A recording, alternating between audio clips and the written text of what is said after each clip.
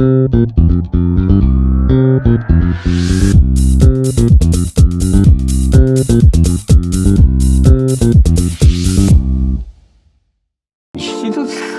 피해자들 중에는 아동 피해자도 섞여 있고, 네. 코플레이 피해자도 섞여 있고, 막 피해를 입었던 사람이 또 피해를 입는 경우가 많아요. 안녕하세요, 공국장입니다. 이번 시간에는 아주 특별한 손님을 모셨습니다. MBI, 아동 등 금융사건을 맡아 승률 90% 이상의 성적을 내고 있는 이수원 변호사님 나오셨습니다. 네. 안녕하세요. 반갑습니다. MBI 변론을 많이 하셨죠? 네, 맞습니다. 오늘 승률도 상당히 네, 높았고. 맞습니다. 예. 네. 자, 그럴 때, 이 개인적인 질문일 수도 있는데, 네. 사건 같은 경우에는 주로 뭐 승패를 본다고 그러더라고요. 정의로우냐, 정의롭지 않으냐. 네. 이게 아니라 이길 수 있느냐, 이길 수 없느냐. 근데 그 부분은 저 개인적으로는 사실은, 정의롭지 못한데 이기기 위한 변론을, 네. 안 맡으려고 합니다. 사실 피해자들로부터 굉장히 많은 오해를 받고 있고, 그 오해가 때로는 그 피해를 입은 당사자 입장에서는 뭐 정당할 수도 있을 것 같습니다. 그래서 제가 뭐 굉장히 많은 고소 고발을 당하고 뭐 밴드나 이런 데서 욕설을 먹고 있지만, 그럼에도 불구하고 저는 피해자들이 그럴 수도 있다라고 생각하고 사실 거의 대응하고 있지 않은 상황인데요. 기본적으로는 지금 아까 말씀드렸던 것처럼 방문판매법에 그런 허점이 있다는 부분, 그런 허점을 제가 변호인으로서 발견을 하고 그걸 변론에 적용을 해서 무죄 판결을 받아낸다는 건 저는 변호인으로서 정당하지 않은 행위라고 생각하지는 않습니다. 이게 제가 누누이 이제 뭐 말씀드렸던 것처럼 그 방문판매법 개정이 된다면 그런 모집책들을 처벌할 수 있는 근거 법률이 명확해지지 않습니까? 그 이후에 이제 그런 행위를 하면 처벌받을 수 있게 되겠죠. 그게 국가가 국민에게 해야 되는 역할이라고 보거든요. 내가 어떤 행위를 하면 처벌받을 수 있다는 거를 법에 의해서 명확하게 인지를 시켜줘야만 그 행위를 했을 때 처벌받는 것이지, 그 근거 법률이 없는 상태에서는 처벌할 수 없다는 게 그게 재형법정주의이고 그게 자유민주주의 국가라고 생각을 합니다. 예방하기 위해서 보완해야 할 법률은 어떤 거였나요? 제가 이제 변론을 하면서 보면 이제 사기, 유사수신, 방판 요 세 가지 법을 적용을 하고 있는데요.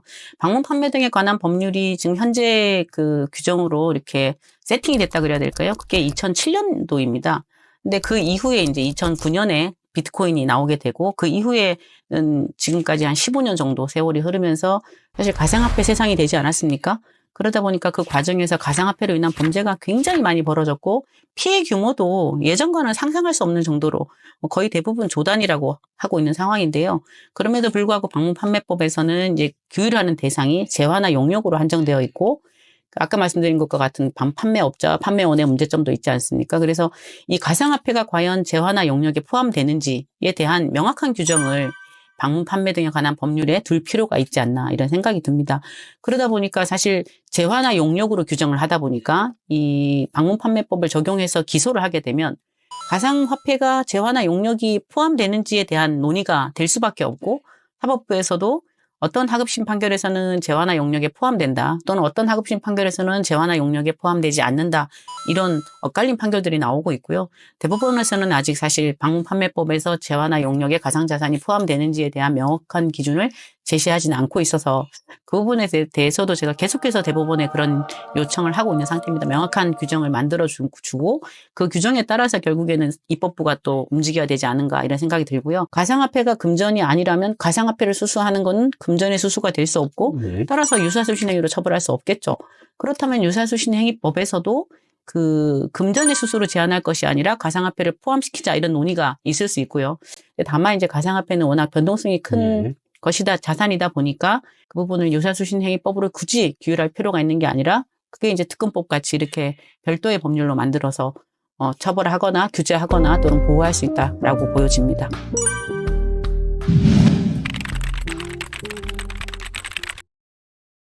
방문 판매 등에 관한 법률상 다닫게 판매를 규율하는 기관이 공정거래위원회 되지 않습니까?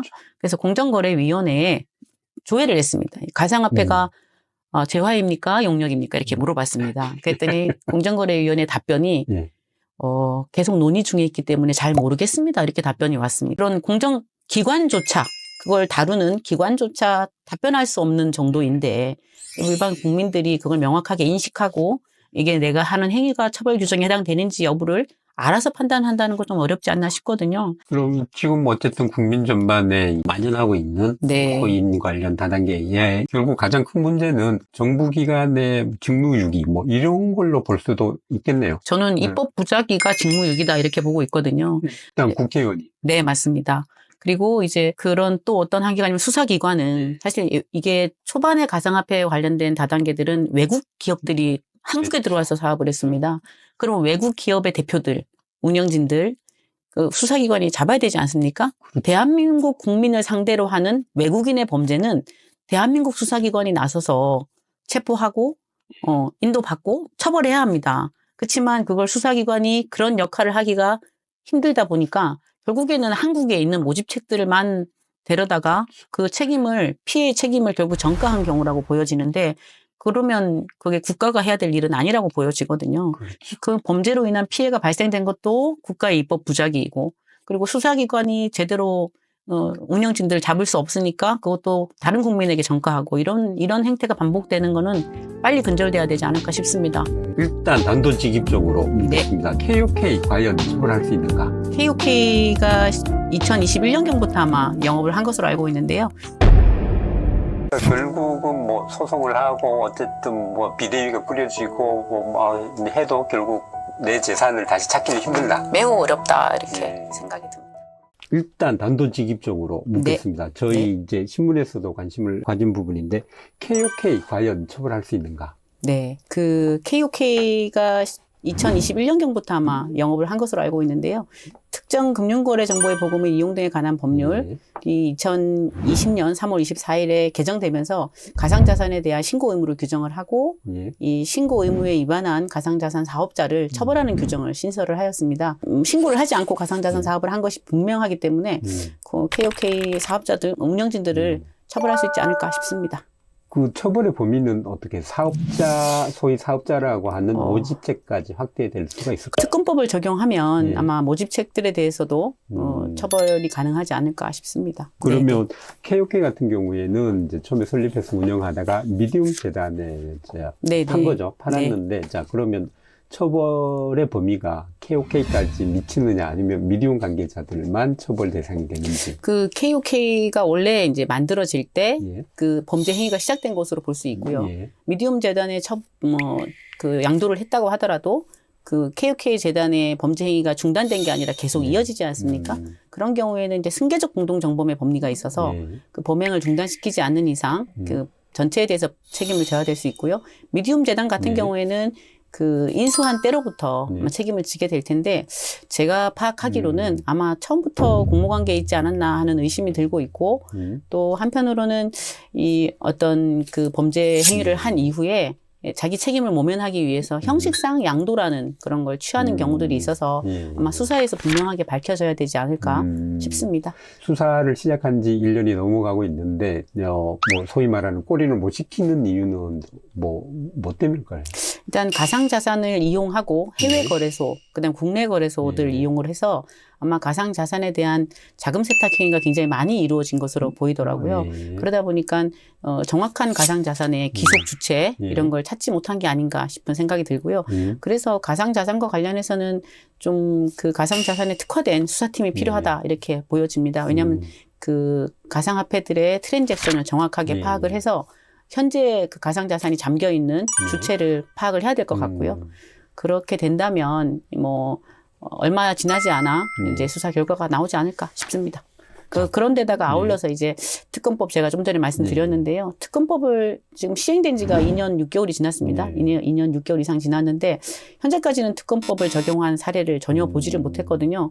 근데 콕 같은 경우에는 이 가상자산을 활용한 범죄이기 때문에 명백하게 특검법이 적용돼야 되는 사안이다라고 보여지고 수사기관에서도 그 부분을 참작해서 적극적으로 활용을 해주셨으면 좋겠다 이런 생각입니다. KOK가 뭐 어떻게 되든 운영진이 뭐 구속이 되든 뭐 이걸 다 떠나서 피해자들의 관심은 뭐 운영진들이 처벌받는데도 관심이 있겠지만 자기의 자산을 돌려받을 수 있는지 피해 회복이 가능한지에 대해서 관심이 많을 텐데. 맞습니다. 사기 범죄로 인한 피해 회복은 사실 거의 전무하다고 보여지거든요.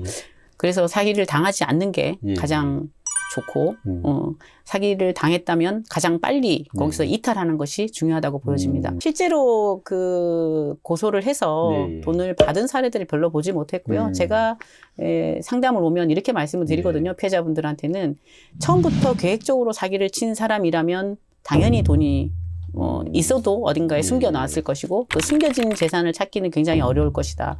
그리고 또 한 가지는 만약에 처음부터 계획적이진 않았다. 나중에 이제 그 자산이 없어진 경우라면 그러면 더더욱이 찾을 수 없지 않겠느냐.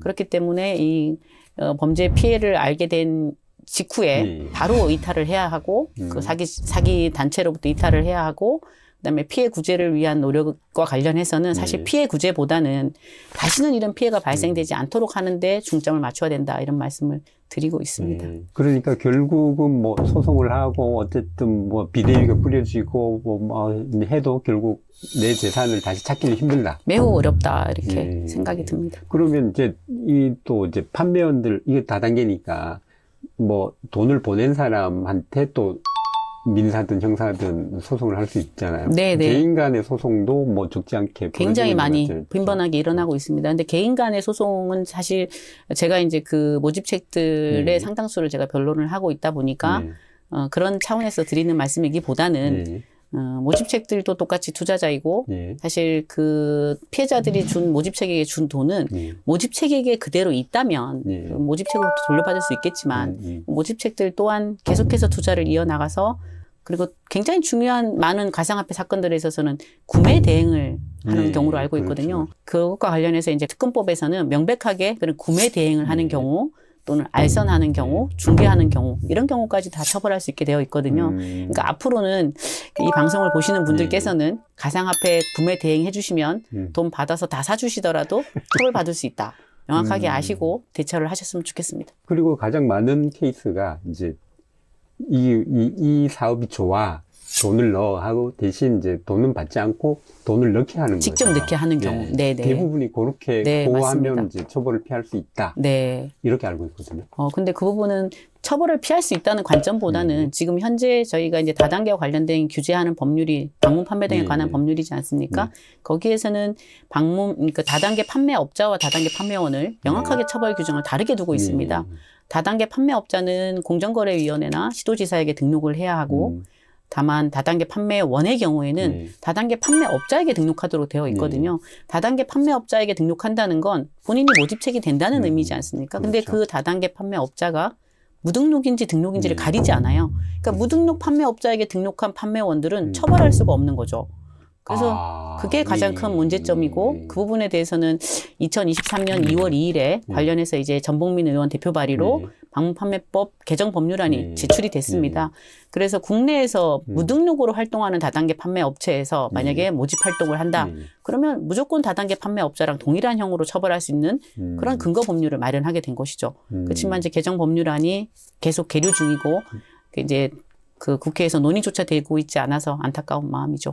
그렇죠. 뭐 본인이 뭐 법안 상정했지만 잊어먹었을 수도 있고 그래서 그럴 수도 있겠죠. 네. 자, 그러면 이번에는 이제 가장 최근에 불거졌던 시더스로 한번 가보겠습니다. 자기는 죄가 없는지 알고 재판받으러 갔다가 법정에서 구속돼서 뭐 졸도했다는 얘기도 듣고 맞습니다. 자, 그러면 이번에는 이제 가장 최근에 불거졌던 시더스로 한번 가보겠습니다. 시더스는 어떻게 처벌될 수 있을까요? 네, 시더스는 지금 뭐 최근에 방송에서도 크게 다루어지고 그리고 이제 수사가 본격적으로 진행되고 있는데요. 그 시더스는 사실 미비한 법망을 잘 이용해서 하지 않았나 이런 생각이 들거든요. 유사수신행위법에서 이 출자를 그러니까는 어떤 주체가 받게 되면 그게 이제 유사수신에 걸리다 보니까 그 출자를 받는 주체들, 출자를 하는 주체들을 다 준조합원이라는 명칭으로 영농조합이라는 걸 이용을 해서 그래 유사수신행위법을 탈피하려고 했던 부분이고요. 시더스 같은 경우에도 가상화폐를 이용한 것으로 알고 있기 때문에 마찬가지로 이제 특근법이 적용될 수 있을 것 같고요. 근데 제가 좀 안타까운 부분은 수사와 관련해서는 이 2007년에 만들어진 이 방문판매법상 다단계를 여전히 그 시더스 수사에도 적용을 하고 있더라고요. 이렇게 억지로 어떻게 좀 법률 구성 요건에 네. 맞지 않는 거기에 끼워 맞추려다 보면 사실 제대로 처벌받지 못하는 그런 한계들이 생기다 보니까 그런 부분이 매우 안타깝습니다. 그럼 시도스 같은 경우에는 어떤 법이 적용될 것 같습니까? 시더스 같은 경우에는 지금 가맹점들 수만 해도 뭐 네. 상당히 있는 것으로 네. 알고 있는데요. 그렇게 가맹점들을 겉으로 보여주면서 이제 굉장히 크게 많은 투자자들에게 기망행위를 한 것이기 때문에 뭐 사기 행위가 적용되는 건 변함이 없을 것 같고요. 영농조합을 이용했다 하더라도 유사수신행위가 적용될 가능성은 많아 보입니다. 근데 여기에 이제 방문판매법이 아닌 특검법을 적용하는 게 타당하지 않나 이런 코인, 생각. 시더스 네. 코인이 있었으니까. 맞습니다. 네. 그럼 시더스 쪽 뭐 피해자들하고 상담을 해보셨나요? 시더스의 경우에도 지금 사실 굉장히 피해자들은 피해자라는 정체성이 확실하게 있습니다. 그리고 운영진들도 확실하게 정체성이 있고요. 근데 이제 중간 모집책들 여전히 우왕좌왕하고 있습니다. 그분들은 가해자이기도 하고 피해자이기도 하고 그 가해자이기도 하고 피해자이기도 한 건 사실 법상에는 없거든요. 예. 근데 이제 본인들도 정체성이 지금 혼란을 겪고 있는 상태인데 결국에는 그 시더스 운영진들이 어떤 범죄 행위를 한다는 걸 알고 있었느냐, 모르고 있었느냐, 이게 이제 판가름이 되겠죠. 시더스를 흉내내서 하는 업체들이 지금 사업자들 사이에는 100개가 넘는다, 그러고 있는데. 맞습니다. 네. 이게 지금 이제 시더스 수사 상황을 면밀하게 지켜보고 있을 거란 말이죠. 네네. 그 사람들이 지켜보고 이제 나름대로 약점을 보완하지 않을까. 그런 생각이 들어요. 근데 지금 뭐 시더스도 그렇고 뭐 아시다시피 V글로벌도 그 300% 순환 마케팅이라고 해서 그게 한때 인기를 끌면서 뭐 테헤란노가 거의 대부분 300% 순환 마케팅이 굉장히 많이 돌아간 걸로 알고 있거든요. 근데 수사기관이 나서기에는 너무 많은 업체들이 난립하고 있습니다. 그럼 피해를 막을 수 있는 가장 좋은 방법은 그 운영진들이 그런 걸 만들어낼 때 사실 지혜롭게 그런 걸 간파하고 투자하지 않는 거라고 보여지거든요. 이게 100개 넘는 업체들이 난립할 수 있는 근간에는 이 피해자들이 사실 MBI 피해자가 시더스도 하고 그렇죠. 시더스 피해자가 아도도 하고 이 콕도 하고 이런 피해자들이 사실 굉장히 많이 중복되거든요. 이런 부분들이 그것도 저는 마찬가지로 입법 부작위에서 오는 거라고 봅니다. 모집책들한테도 명확하게 그 금지된 행위의 한계를 보여줘야 되지 않을까 싶거든요. 이게 다단계라고 하는 방식에 대해서는 마지막에 단 한 명도 소개하지 않은 단 한 사람의 피해자를 제외하고는 그럼 모두가 가해자일 수 있다는 거지 않습니까? 근데 이제 그런 부분들에 대해서 명확한 기준이 없다 보니까 본인이 하는 모집행위가 범죄행위인지 모르는 선량한 국민들도 굉장히 많다. 이렇게 보여진다는 게 안타까운 면입니다. 누구는 자기는 죄가 없는지 알고 재판받으러 갔다가 법정에서 구속돼서 졸도했다는 얘기도 듣고 맞습니다. 있는데. 네네. 시더스 피해자들 중에는 아도 피해자도 섞여 있고, 콕플레이 피해자도 섞여 있고, 피해를 입었던 사람이 또 피해를 입는 경우가 많아요. 네, 그렇습니다. 이게 피해를 입은 사람이 피해를 입기도 하고 또 모집책이 들어가서 피해를 입기도 하고 그러니까 어떤 다단계에서는 피해자가 어떤 다단계에서는 가해자가 되는 이렇게 계속 그런 일이 반복되고 있는데요. 이거는 피해자들 스스로 사실 투자라고 하는 게 자기 책임 원칙이 있지 않습니까? 그렇죠. 가장 중요한 게 이제 자기 책임 원칙인데 투자를 할 때 신중하게 모집책의 말만 듣고 투자할 것이 아니라 신중하게 판단해야 될 필요성이 있다 이렇게 보여집니다. 근데 이제 대부분의 경우에는 내가 이제 예를 들어 MBI에서 피해자야. 그러면 다른 데 가서 줄 빨리 서면 될 것 같으니까 콕플레이에 가서 먼저 줄 서고 그래서 모집책이 돼서 또 처벌받고 이런 경우 많잖아요. 실제로도 그런 사례가 변호하신 적이 있으신가요? 그런 사례들이 제가 이제 맡은 피의자의 피해자로 올라와 있는 경우 피해자로 올라와 있는 분이 다른 사건의 피의자로 되어 있는 부분 이런 게 굉장히 많이 중복되고 있습니다.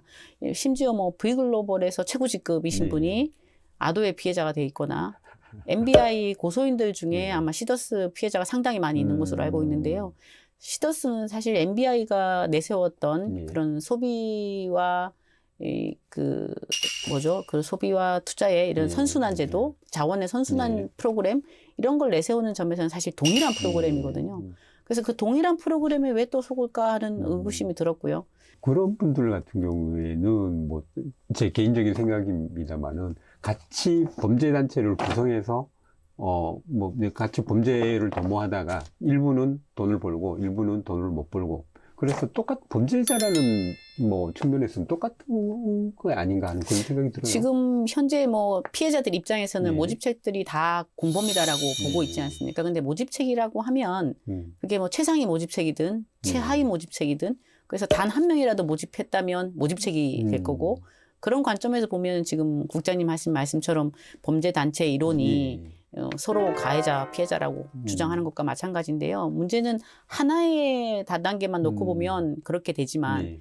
이제 다른 다단계에 가서 이제 상위로 올라간다거나 네. 이렇게 되는 부분들은 참 문제가 있지 않나 싶습니다. 알겠습니다. 네. 오늘은 여기까지 하겠습니다. 오늘은 MBI를 비롯한 뭐 금융사건의 변호를 맡아서 90% 이상의 승률을 올리고 계시는 이수원 변호사님 모시고 이야기를 나눠봤습니다. 감사합니다. 네, 고맙습니다.